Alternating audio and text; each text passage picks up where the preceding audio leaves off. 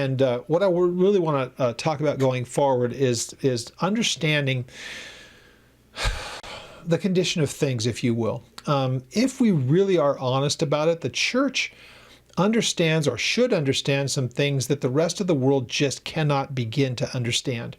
And it is why I am skeptical, very skeptical about the peace plan that has been ratified today and the release of the hostages and all that went along with it. And I'll explain why that is. Why am I dubious about it? Why is it that I have a bit of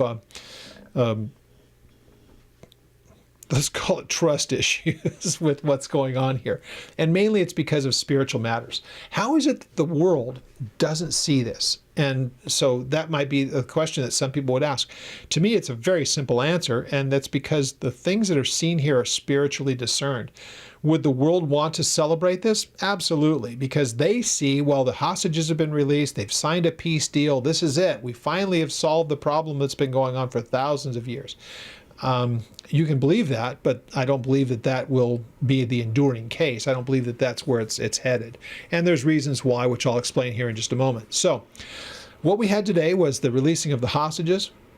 But already what we've seen is reports that when they were just yesterday, we were watching those bands, actually over the last couple of days, bands of people going along that road along the Mediterranean coast in Gaza, going from the south towards the north to go back into the areas that are there. Now, they have absolutely wiped out much of that northern part of the buildings and everything else. So they're not habitable, but there are still an amazing amount of tunnel network that's under the ground. And that's where all the people that are still part of Hamas have not been rooted out. That's where they're headed. Now, they're killing opposition already. We've read that. They've been hiding among the people of Gaza, trying to look like they're just trying to go back to their homes, but they're actually going to the places vacated by Israel. Hard-fought ground is being given up.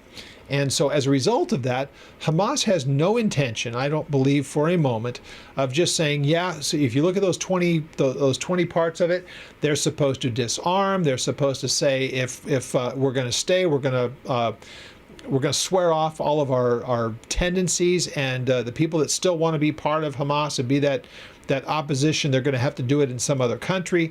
The only ones that are going to be left behind in Gaza are the peace-loving people that just want to live side by side with Israel. And now you've already got the talk of two-state solution and all the rest. So it's all the predictable nonsense that you knew would have taken place with this. Now, how is it that the world could be so unbelievably gullible about this? Well, the very simple answer to it is that you have to view this stuff, it's spiritually discerned. And here's what I mean by that. You have to look at this and say, how is it that Islam views this? And that's the problem. We're talking about a religious ideology. And when I say a religious ideology, it's the ideology that is bigger than the event or any particular religion. The ideology behind this has a few different parts to it. It is the belief that they have a God-given right to subjugate the whole of the earth. It would be what you would consider as their eschatology. So what they believe is that they are supposed to subdue the earth for the cause of Islam. That's what they believe. So as a result of that, they're going to do whatever is necessary to not only survive, but to ultimately fulfill those goals. Now, right there in their own backyard is one of their mortal enemies. Islam's mortal enemies is Judaism. And so there is a Jewish state. And if anybody thinks for a second that Hamas has had some change of heart in this and that somehow they want peace, you're kidding yourself. When you look at the people who brokered this, quote unquote, and look at the glowing things that our president had to say about Erdogan and Turkey and the people from Qatar that have done all the things that they have done to support Hamas. That's where all the leadership has been for years. And the people that they have harbored all the way back to Khalid Sheikh Mohammed and all of these just horrific monsters of history, that's all been done in Qatar, but now seemingly they're just the best of friends and everything is great. Well, unfortunately, they all subscribe, whether it's Turkey or Qatar or all of the surrounding nations, to some extent or another of radicalization. They all have the same religious ideology. Their religion calls them ideologically to conquer and to subdue. Now, if you ask me as a Christian, do I have an ideology? Yeah, what do I believe is the ideal? How should it be?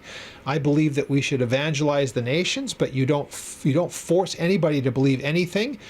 Forced belief in something means that they don't believe it. They're just telling you what you want to hear so as to escape whatever you're going to do to them. So that isn't a commitment, and God would never accept such a thing. So ideologically, I'm not called to conquer the world. Ideologically and biblically, I'm called to love those people enough to tell them the truth, and that someday they will have to stand before God and He will be their judge. That's a different ideology from what we're talking about in that part of the world. So the people who are trying to sneak in among the others that are not necessarily part of Hamas or wanting to fight, yet they have been supportive of Hamas all this time, nonetheless, Hamas has no intention of going anywhere. They believe that it is their God-given duty and responsibility to continue the fight. So the idea that we're looking the other way and being thankful for the hostages, which again we should be, let's just remember that there are other people, and who knows, I believe they number in the thousands, maybe more, tens of thousands, of the 2 million people roughly that are in that part of the world. We'll see how many come out, but I have every expectation that they will dig their heels in and violate this like right away. Here's the question. What's going to happen with the rest of the world? Are they going to look the other way, that Hamas will try to reform within Gaza and then make Israel the bad guy for trying to do something about it when the hostilities begin again, which I am sure that they will, unless somehow they get these people out. And how they're going to do that, they've already intermingled with the people in the north.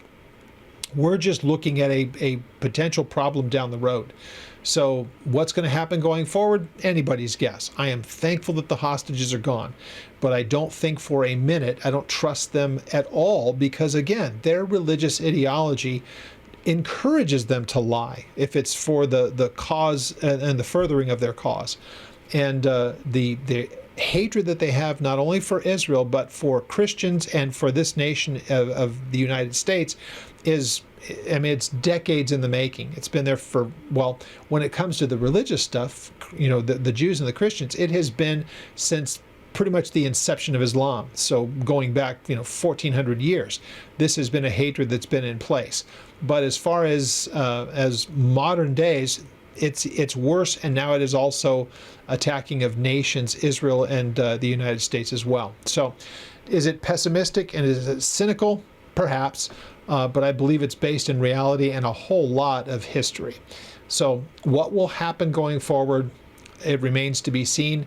I am very much skeptical that we have turned a corner for peace. I just think that we have got the hostages released, which I am glad, but it's also one of those things that really gets people looking in the opposite direction, and it takes the heat off of Hamas for the foreseeable future, because when are they going to start to implement the rest? Once again, I wish that our president and all the nations would have said, we are glad the hostages have returned, but this is not call for celebration yet, because we still have to clear Gaza of the terrorists, and we've got to get the people out of the way, because you can't rebuild it the way that it is. It's going to need to be basically scraped clean of everything. All the tunnels need to be completely filled in, or else they'll undermine any new structures. None of that stuff is being discussed. Instead, they're treating it like everything's going to be great. And the people participating in this, by and large, are people who hate Israel. They will put up with them. They will do what they're doing because it's of some benefit to them on the world stage. But ultimately, you give them the ability, they would destroy Israel if they could. So we need to be honest about this and recognize the world in which we live. So very, very interesting. The days will tell us. And I genuinely do hope this time around that Israel is more than just skeptical. I pray that they are very, very careful of looking at it every single day, day by day, maybe hour by hour, what's taking place there. And I genuinely hope that that the administration there in Israel is basically sounding the alarm every single time that something happens. And who knows, man, by the time that this is being watched by everybody, we're talking about a week and a half. And in that part of the world with the people that we're talking about, things could change dramatically by the time that this posts. So it'll be interesting to look back in a week and a half after I get a chance to watch this, after I see what's taking place in the world. So we're going to pick up in Isaiah. That we know for sure. That will still be on the schedule if the Lord has us here. And we will pick up at verse 6 next week. I'd love to hear from you. If you have any questions, please contact me through the ministry's website, oldpaththeology.net, for any questions that you may have.